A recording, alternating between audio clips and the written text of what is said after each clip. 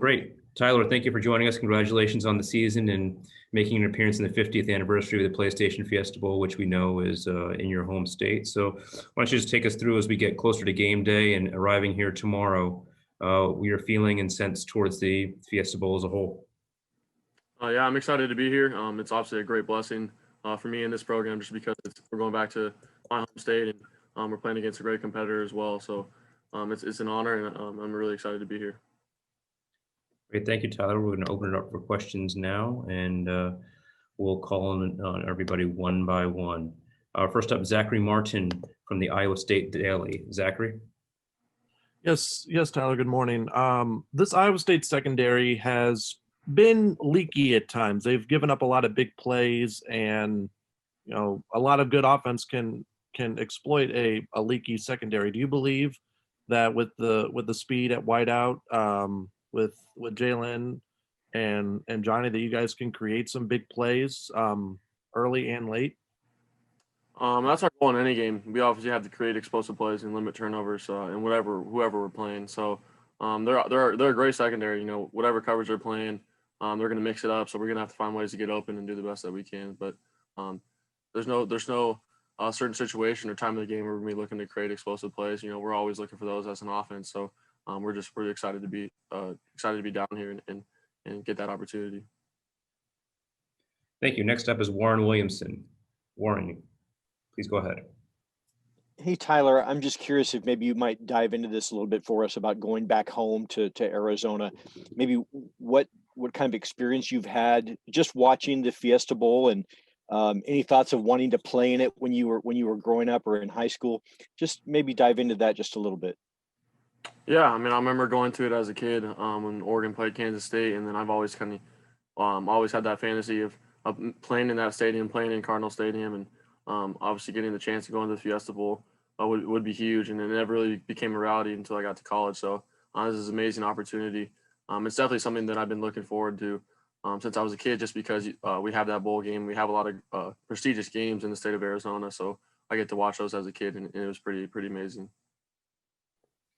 Tyler, I'm going to interject and follow up on that question if possible. Do you have you mentioned the game that you were at with Oregon and Kansas State, but even as a fan watching the game as a youngster on TV, any standout memories from the Fiesta Bowl history for you?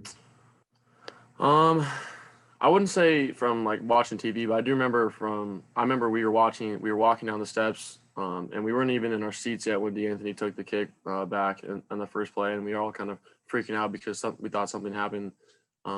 But it was pretty funny just because we finally got to our seats and we were already up 7-0. So that was a great memory. And then I think just thinking back to all the Fiesta Bowls, it's just a great bowl, and it's a great memory. It's just from being able to go to it as a kid and then watch it as an Arizonan on TV.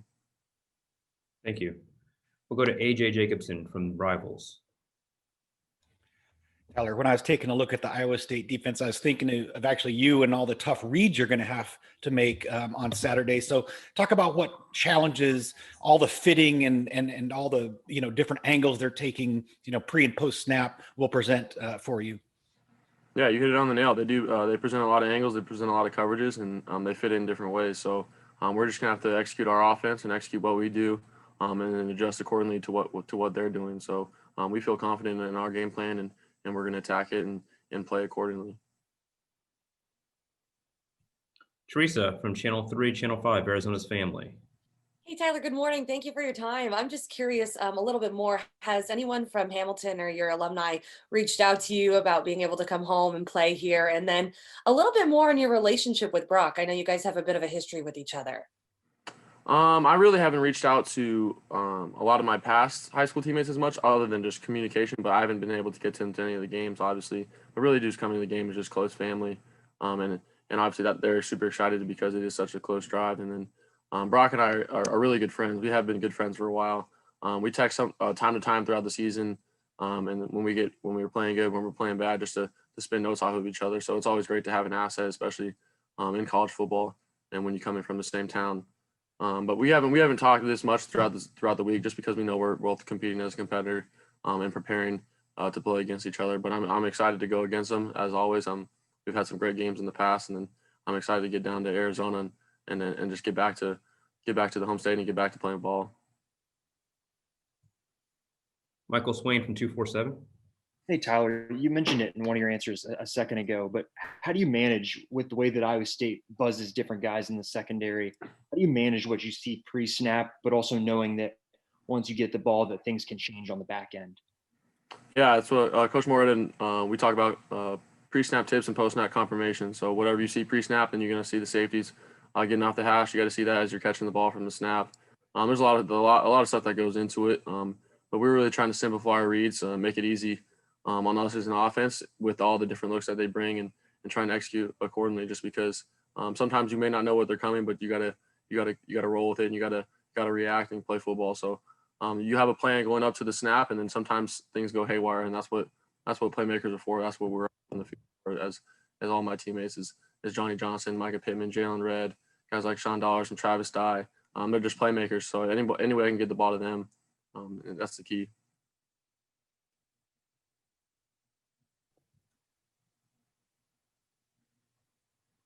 Sorry, Paul Shough from AZ Big Media. Hey, Tyler, I know we've had a couple questions about you coming back home to Arizona to play and even a question about your relationship with Brock. But I know with all the success that you had at Hamilton High School, one of your opponents, Perry High School, was one that was difficult as you lost 4 showdowns with Brock.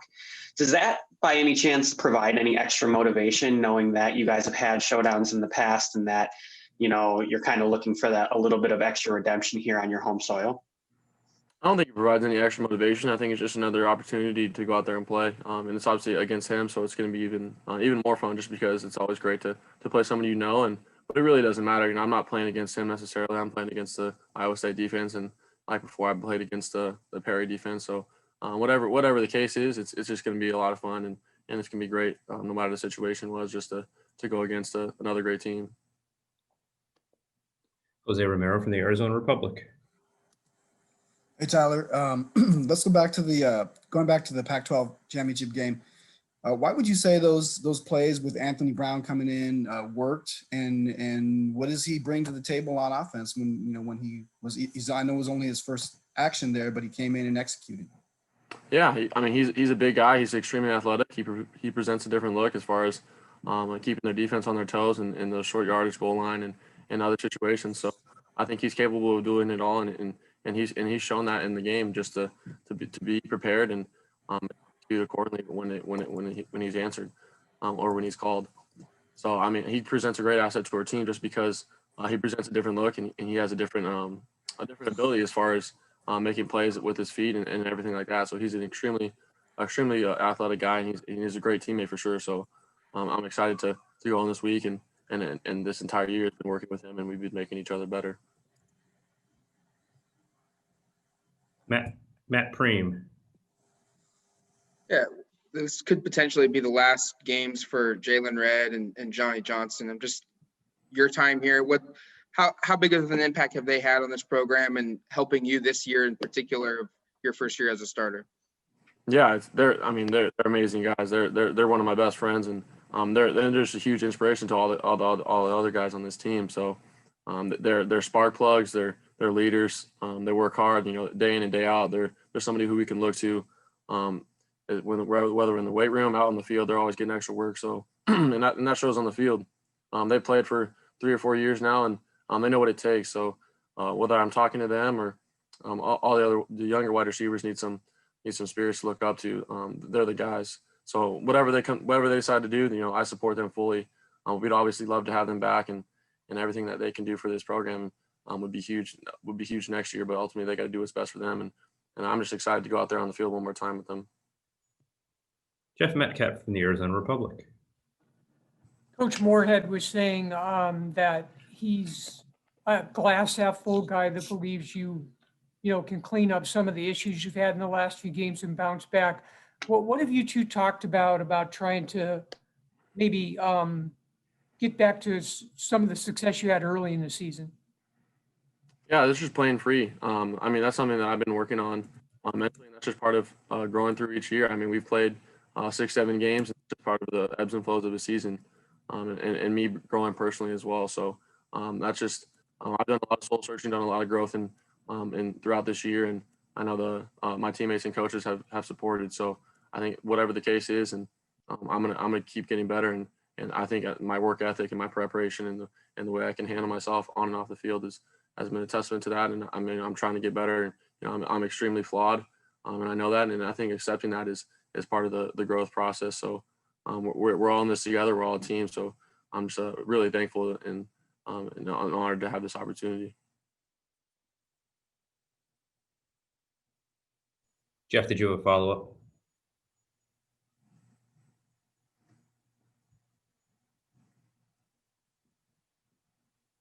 Okay, we'll move on to Teresa. Hi, Tyler, again, a two-part question. My first half is, what was your family's initial reaction when they found out you were going to be playing in the Fiesta Bowl? And then secondly, how have you seen quarterbacks, especially here in Arizona, develop just within the last, I'd say, 5 years or so, really at this top tier level? And my family was super excited just because it was such a short drive, and they found out they could come just because they haven't been able to come to this any games this season. So when it was in Arizona, such close proximity, and then the ability to have family and friends come to the game was huge.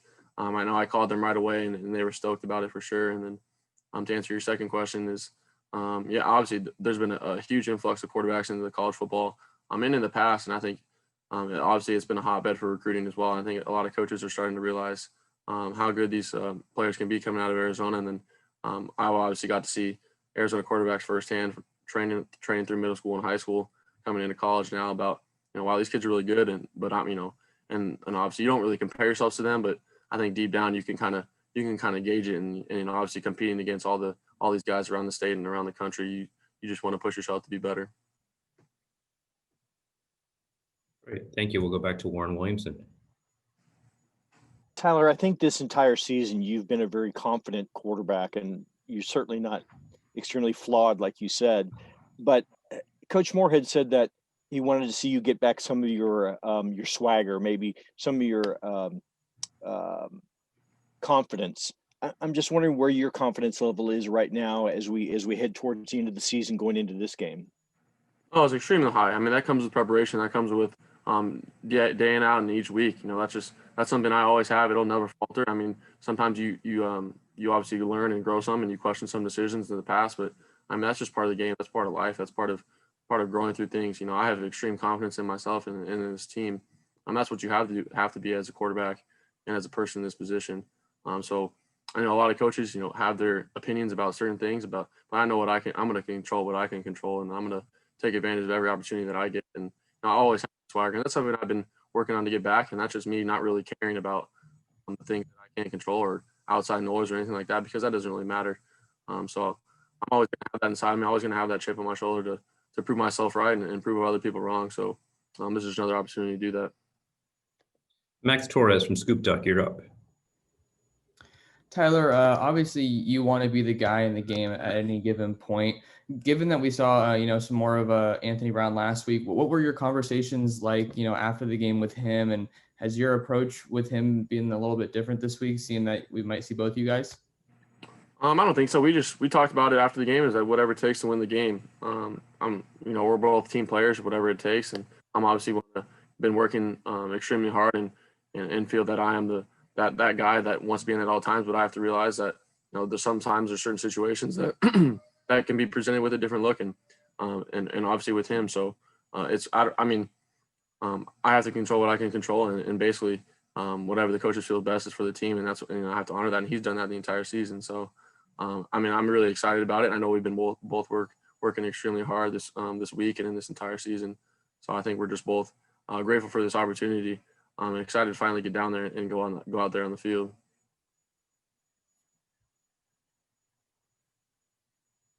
Great. We'll take one final sweep for questions for Tyler Shough as he does his final preparations here for the 50th anniversary of the PlayStation Fiesta Bowl coming up on Saturday afternoon, 2 p.m. local time versus Iowa State. All right, Tyler, we'll give you a few minutes to get back to your preparations. Thank you for joining us today. Good luck and safe travels down here. We'll see you on Thursday. Thank you, guys. Take care. All right, thank you. Hey, everybody, we're going to